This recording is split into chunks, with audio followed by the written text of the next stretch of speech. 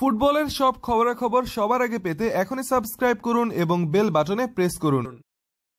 বার্নলিকে বিশাল ব্যবধানে পরাজিত করে এফএ কাপের পঞ্চম রাউন্ডে উঠেছে ম্যান সিটি। ইতিহাদ স্টেডিয়ামে শনিবার স্থানীয় সময় দুপুরে চতুর্থ রাউন্ডে 5-0 গোলে জিতেছে গার্দিওলার দল। গোলের দেখা পেয়েছেন Gabriel Jesus, Sergio Aguero, Bernardo Silva, Kevin De Bruyne. অপর একটি গোল প্রতিপক্ষের আত্মঘাতী। এই ম্যাচের শুরুতে দলকে এগিয়ে দেন ব্রাজিলিয়ান তারকা গ্যাব্রিয়াল জেসুস। ম্যাচের 23তম মিনিটে স্বদেশী ডিফেন্ডার দানিলোর পাস থেকে গোলটি করেন তিনি। প্রথমার্ধে আর কোনো গোলের দেখা পায়নি কোনো দল। দ্বিতীয়ার্ধের 7ম মিনিটে কেভিন ডি ব্রুইনের বাড়ানো বল থেকে গোল করে দলের স্কোরলাইন 2-0 করেছেন পর্তুগিজ তারকা সিলভা। এরপর ম্যাচের 61তম মিনিটে নিজের প্রথম ও দলের তৃতীয় গোলটি করেছেন কেভিন ডি ব্রুইন। 3-0 গোলে এগিয়ে থাকা ম্যান সিটিকে বড় জয়ের পথে সাহায্য করে প্রতিপক্ষ।